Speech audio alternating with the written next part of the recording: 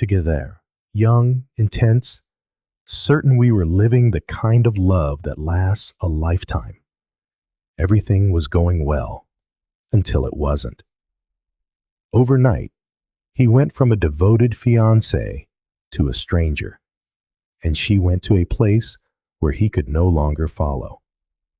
Some decisions feel liberating until you realize the price that comes later.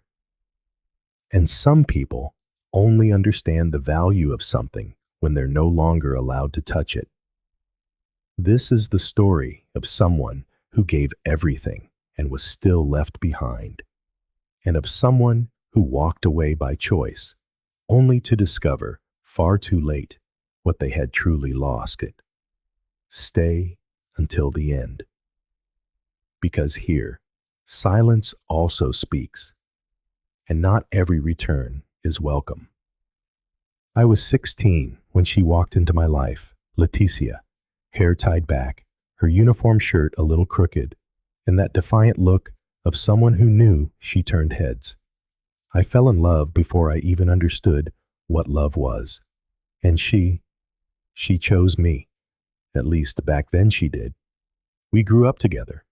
First relationship, first trips, first jobs. Friends drifted away. Parties lost their appeal. But we remained. When someone asked, "How long have you two been together?" I'd smile, because it was a source of pride. We were the kind of couple everyone saw as an example. The kind with a framed photo on the nightstand and names engraved on a bracelet. The kind who knew where they wanted to live, how many kids they wanted, and even the name of the dog they didn't have yet. At 24, we got engaged. It was simple, in our own way. The ring in the car, a kiss in the parking lot, and that overwhelming feeling. It's her, it's with her. I was sure. She at least seemed to be. We had already booked the caterer, chosen the groomsmen and bridesmaids, split the payments for her dress on the credit card. Everything was set. I woke up every single day, certain that I was building a life with the woman I had chosen to be mine. Until the day she showed up at my apartment at the end of an ordinary Tuesday with that strange expression. Neither sad nor happy, just numb. She sat on the sofa, didn't even kiss me. "Gabriel, we need to talk." "What's wrong, love? Did something happen?" "I'm confused." My heart started racing. The word hit me like a punch. "Confused about what?" "About us, about me, about everything." I stood there, frozen, waiting for it to turn into a joke. But she continued, "I feel like I need to find myself again, to rediscover who I am, outside of us." I'd heard those lines before, not from her mouth, but from people who said they needed time to feel free. "Are you asking for a break?" She shook her head as if she didn't even know what she wanted. "I love you, but I don't know if I've lived everything I needed to live." I took a deep breath, feeling my heart sink as if the floor had vanished beneath my feet. "Leticia, if you need time, I'll give it to you. But understand one thing. This time is a one-way street." Her eyes widened. She hadn't expected that. Maybe she thought I would beg. But I didn't. I just stood there, holding my pain with the same firmness I had held her hand with all those years. That night, she left, and I knew that what was forever for me was only for now for her. At first, I thought she would come back. A week, maybe two. That it was just a phase, a crisis. But she didn't come back. And each day of her silence hurt, as if she were erasing everything we had built with a fine-tipped eraser, scratching it out slowly. The worst part wasn't just losing the woman I loved. It was having to explain to everyone that the wedding was off. Invitations had already been sent. The messages started coming in. Gabriel, is everything set for the big day? Just confirming the time at the church. And I, not knowing what to say. I didn't have the courage to tell anyone what she did. Not my parents, not my friends. I just replied, "It's not happening anymore. We broke up." Most people were respectful. Some asked what happened. I'd force a smile and say, "It just didn't work out," as if it were all just a miscalculation, as if I hadn't invested years, plans, everything. I was the one who had shouldered most of the costs, and I was the one left in an apartment that was mine, but that would have been ours. She moved out the same day she asked for that time, went back to her parents' house, but some of her clothes remained in my closet. And every day I would see those pieces, folded, motionless, as if they were mocking my hope. Meanwhile, she was posting smiling photos with self-help captions. Freedom is also a new beginning. Rediscovering myself. I watched it all in silence. Only someone who has suffered in silence knows how your mind screams when your phone vibrates, and it's not the person you were hoping for. And while she was rediscovering herself, I was sinking, trying to find some meaning in being left behind, just when it was supposed to be the beginning of everything. I won't lie. After she left, I spent weeks trying to understand what I did wrong. I replayed our conversations, our memories, the little details, 1,000 times. I looked for flaws that might not have even existed. But the mind, when it wants to destroy you, will always invent something. I even scheduled therapy. I sat in that chair with a knot in my chest, saying everything was fine. But all it took was one simple question. What do you feel you've lost? And I broke down. I talked about the guilt, about the feeling of having done everything right and still not being enough. I talked about waking up in the middle of the night, swearing I heard her in the hallway, and about the very real fear of never trusting anyone again after that. Meanwhile, I heard through the grapevine that she was meeting people, new places, new versions of herself. The so-called freedom she wanted had become a carousel. And me? I was on the edge of an abyss, walking with my eyes wide open.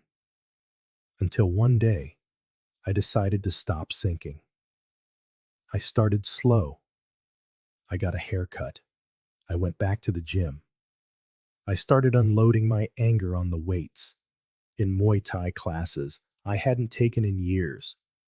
Every punch on the heavy bag was a question that never got an answer. And every drop of sweat that hit the floor was a piece of the pain leaving with it. Life has a sense of irony that no script would dare to write. And it was there, in the place where I was exercising all the anger Leticia had left in me, that a friend of hers reappeared. "Gabriel, is that you?" I took off my headphones, sweaty, exhausted. It was Bruna, one of Leticia's closest friends, the same one who used to say that a young marriage was a prison, the one who claimed that needing to find yourself was a sign of evolution. "Wow, you look different, strong, focused. I don't think I would have recognized you." She started showing up frequently, same time, same workout. A compliment here, another there. A week later, the invitation came. "How about some wine at my place? Just us, light conversation." I could really use it. I went. No guilt, no attachment, no plan. I just went. A few days later, a similar scene. I'm in a coffee shop, waiting for a meeting. Dress shirt, reading on my phone. Well, look who it is. Taina, Leticia's other freedom advisor. The most cynical one, the most critical. The one who always looked at me like I was just the too nice guy. Damn, you look different. The suit matches the serious look. She bit her lip. Did you always have this interesting side, or were you hiding it from us? She struck up a conversation, laughed, touched my arm, and left her number before she left. If you ever want to catch up, I'm around. 2 days later, I sent a message, and I went. I went out with both of them. Not at the same time, not in the same way, but they both made it clear, without saying it outright. They wanted to experience what Leticia had lost, the upgraded version, the man who no longer cried for anyone. You know what's funny? Bruna said after a glass and a half of wine. Leticia used to say you were too predictable. But I think what's missing today is exactly that. A man who actually cares. I always thought you were interesting, Taina said a few days later. But back then, you were already taken. She said it like someone casting a line and waiting for a bite. I knew what they wanted. It wasn't just a date. It wasn't just a distraction. They wanted to see where this could go. And the strangest part? I didn't even have to try. What was once a doubt in Leticia's mind was now a certainty in her friend's eyes. And I didn't need revenge, because life itself took care of showing, in detail, who truly had value and who was just making noise. It was a Friday night. I was at Taina's place. Open bottle of wine, a soft playlist, our third date. No rush, no pressure. We were talking about everything and nothing, sitting on her couch. And then my phone vibrated. When I looked at the screen, Leticia, big name, zero emotion. Taina saw it from the corner of her eye. Well, look at that.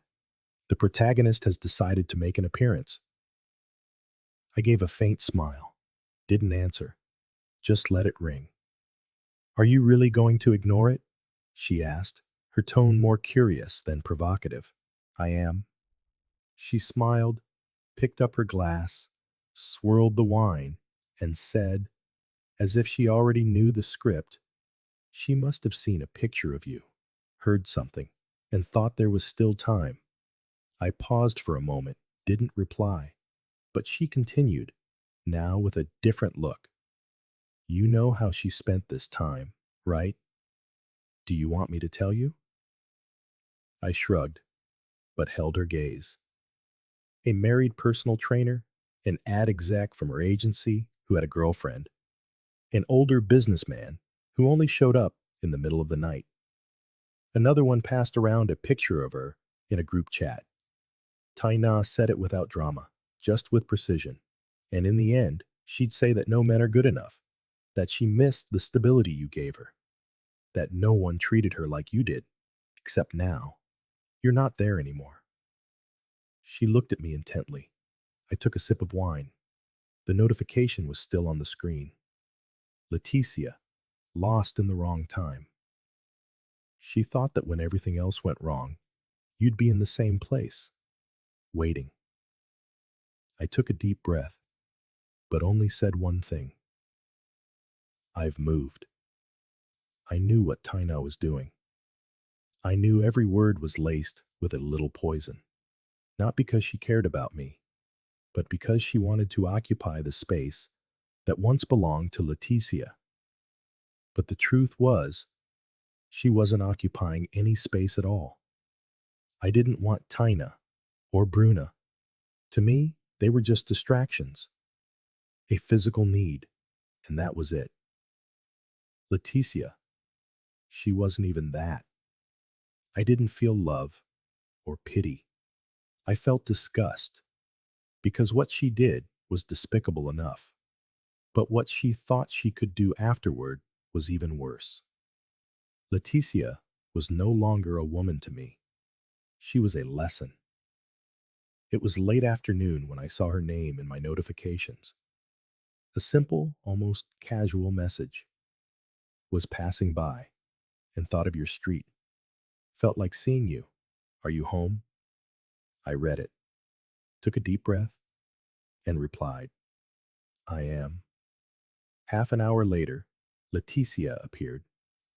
Light dress, her hair down, a smile at the ready, as if she wasn't the one who had turned her back. Wow, it still has that smell of coffee and cinnamon. Remember? I liked that. I sat on the sofa. She took the armchair, a safe distance. The conversation was light, punctuated by memories she seemed to be carefully selecting. I dreamed about us the other day. Can you believe it? Nothing major, but it made me miss it. We were happy, weren't we? I just listened. She spoke in that tone of someone who wants you to fill in the blanks. But I had learned to let silence do the work for me. So, are you single? I am. Her eyes lit up for a second. Really? Me too. A dramatic pause, as if this were some sign from destiny. Did you get involved with anyone during this time? I laughed. A low laugh. Not malicious, but intentional. She froze for a moment and swallowed hard. Oh, me? I was only with a couple of guys. Nothing serious. Just kissing. I laughed internally. But on the outside, I remained calm. Good that it was light for you. I stood up. I have to be up early tomorrow. A meeting first thing? Of course. I don't want to get in your way. She stood up too. Hesitated. Almost tried for a hug. I extended my hand, and she understood. It was good to see you, Gabby. Take care, Leticia. She left with that smile of someone who thinks they're still in control. The next day, my phone wouldn't stop vibrating. Bruna, Tina, short messages. Did Leticia talk to you yesterday? Is something going on between you two? I just left them on read. The messages started out light. Leticia is acting a bit strange, Tina said. I think she wants to get back together. Be careful. But then came the sharper digs. You know, right? That some people only show up when they see the other person is doing well. I don't want her to use you again. You're better than that. I read everything, but I didn't reply with anything more than a don't worry about it. I was already home, resting after my workout, when I saw the notification on Instagram. Taina had posted a photo, a glass of wine. The background was my living room, but one detail gave it all away. My watch on the wrist that appeared at the edge of the frame. The same watch I'd worn since before the engagement. I wasn't surprised. She knew what she was doing. She knew exactly who would see it and what they would think. The next day, Leticia showed up at my work. No warning, no filter. She came in like someone who believes they still have some kind of credit with me. So it's true? You're with Tina now? I looked at her, tired, not angry, just uninterested. And Bruna too, right? She told me. You were with both of them. Yes. Is there a problem? She fell silent. She hadn't expected me to admit it so easily. I thought we were starting something again. You thought wrong. So everything we lived through, it doesn't mean anything anymore? It did mean something. Right up until the day you turned your back on me as if I were just a phase. And I rebuilt myself on that memory. Not to go back. Never again. She remained there, trying to piece together her dignity from the wreckage of her sorrow. trying to understand how everything had slipped through her fingers. Don't you feel any regret at all? No, because if there's one thing I've learned, it's that some things, once broken, can never be mended. She fought back tears, but her mask of control began to slip. I turned to go back inside, but before I left, I added one last thing. And just to be clear, Leticia, I wasn't with your friends out of revenge. I was with them because it was easy, effortless. They were options, and I took them. I have no interest in a relationship with any of you. I turned my back, and I left her there, motionless, staring at nothing. Because in that moment, she understood. It wasn't pride, it was the end. She had every chance, but she assumed the man who loved her would always be waiting in the same spot. For when the world finally stopped pushing her away, he wasn't. Gabriel had moved on. Not because he forgot what they had shared, but because he had learned to never again forget himself. He turned the page, but he didn't rip it out. He read it all. He understood it all. And he chose silence as his final answer. As for her, she was left with nothing but the echo of her own choices, and the bitter certainty that when you lose a truly good man, you can't even win back his attention. Have you ever been through something like this? Your story could inspire, warn, or heal someone who needs to hear it. Comment below or send your story to the email in the description. Here, your pain can find its voice. And perhaps those who underestimated you will finally listen.